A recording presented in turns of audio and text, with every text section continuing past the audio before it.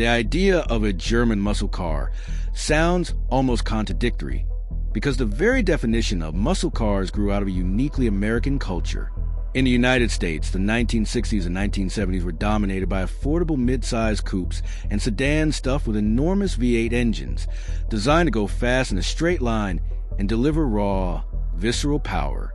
These cars were loud, heavy, and rebellious, symbols of freedom on the open road.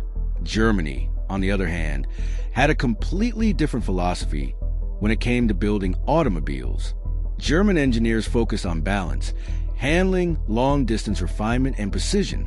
The Autobahn demanded stability at very high speeds, and German drivers valued technical sophistication over sheer horsepower. For this reason, German cars of the era, think BMW's 3.0 SL, Porsche's 911, or Mercedes' finely tuned sedans, were engineered masterpieces, fast but also poised and composed. The concept of dropping an oversized, torque-heavy V8 into a relatively conservative German body was seen as alien, even heretical, in that context. And yet, Opel, under the ownership of General Motors, decided to push forward with exactly this kind of experiment. The seeds of this controversial project were sown in the late 1960s, when Opel launched the Diplomat, a luxury sedan meant to rival BMW and Mercedes in both prestige and performance. Unlike its competitors, however, Opel had direct access to the vast parts bin of an American parent company, GM. That meant the possibility of using Chevrolet's proven small block and big block V8 engines, which were powerful, durable, and relatively cheap to produce compared to designing a high-performance German six-cylinder or V12 from scratch. Opel executives thought this was a clever shortcut. Why spend years developing a new engine when GM already had fire-breathing V8s ready to go? By fitting these engines into the Diplomat and later into the Monza and Senator coupes, Opel could present itself as the daring, performance-oriented wing of German car making. To them, this was a bold step toward offering something uniquely different in the European market. On paper, the idea looked exciting. The Opel Diplomat V8 launched with Chevrolet's 327 and later 350 cubic inch engines, offered smooth cruising power and the kind of deep, rumbling soundtrack that German drivers had rarely experienced. It was almost exotic on German streets, an American heart beating inside a European body.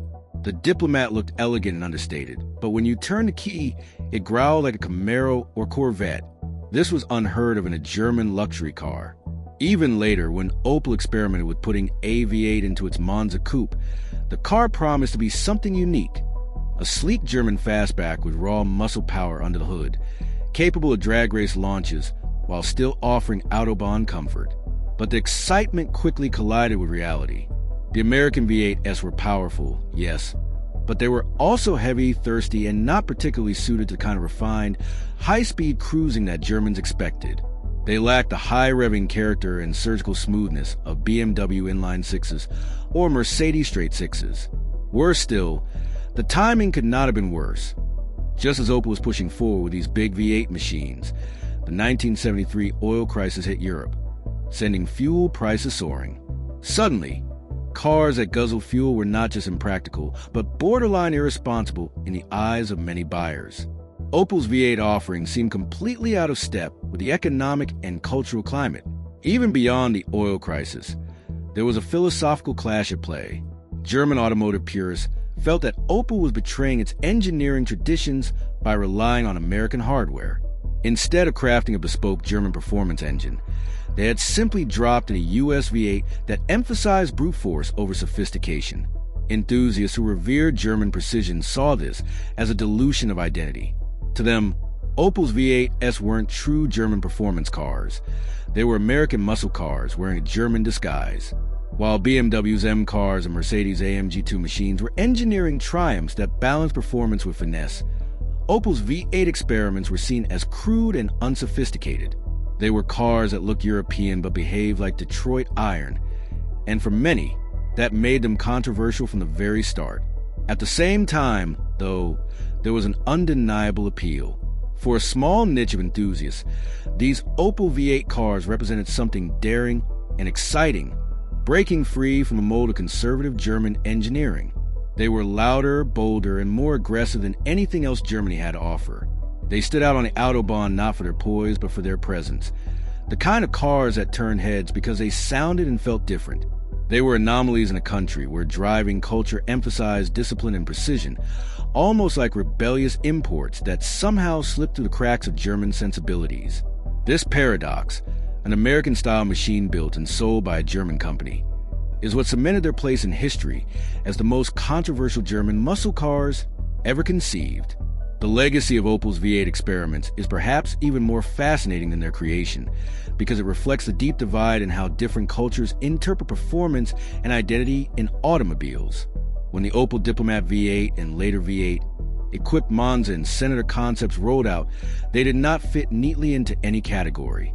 They were not purebred German luxury sedans like the Mercedes S-Class, which emphasized understated engineering excellence, nor were they thoroughbred sports cars like Porsche's 911, which lived and died by precision handling. And yet, they also weren't fully committed American muscle cars either, because Opel still wrapped them in European styling and marketed them in the German tradition of restrained elegance. This lack of identity became their greatest controversy. Buyers in Germany were unsure what these cars really were supposed to represent, and that confusion translated into lukewarm sales and an uncertain reputation that persists to this day. Critics of the time did not hold back. Automotive journalists questioned Opel's decision to import American engines rather than develop their own. They argued that Opel had undermined Germany's reputation for engineering excellence by taking the easy way out, bolting a Chevy V8 under the hood instead of designing a new performance motor tailored to European driving culture. The result, they claimed, was a heavy, fuel-hungry machine that fell out of sync with the roads and driving habits of Europe.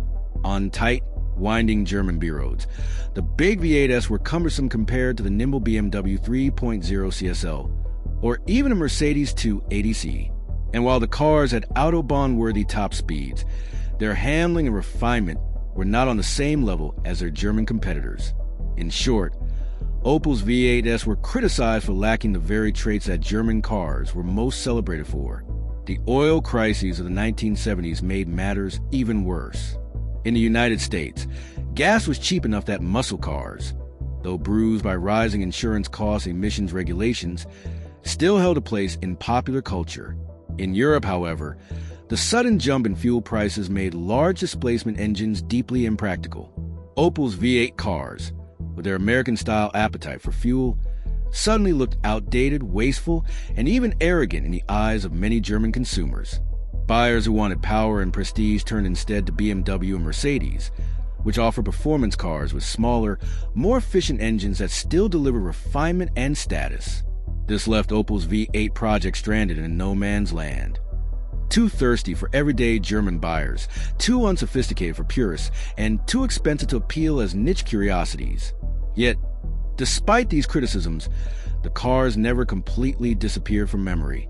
In fact, their very failure gave them a strange kind of cult status. Enthusiasts today often look back on the Opel Diplomat V8 and the Monza V8 prototypes as fascinating what-if moments in automotive history. What if Opel had doubled down on the idea and refined it into a proper German muscle line? What if they had combined American displacement with true German handling dynamics? These questions continue to fuel debates among collectors and historians. For some, the cars are cautionary tales of what happens when a company abandons its identity. For others, they are evidence of Opel's willingness to take risks in an industry that often punishes innovation. Collectors who seek out these cars today value them not because they were class leaders, but because they were different. The Diplomat V8 in particular has become a rare sight at vintage car shows, where its deep exhaust note and American engine bay stand out against the backdrop of European classics. The Monza V8 prototypes, which never saw full-scale production, are even more mysterious, representing the boldest expression of Opel's flirtation with American muscle. These cars are celebrated as misfits, vehicles that dare to go against the grain, but were ultimately rejected by the market. This duality is what makes them so controversial. They inspire admiration for their audacity and criticism for their lack of success in equal measure.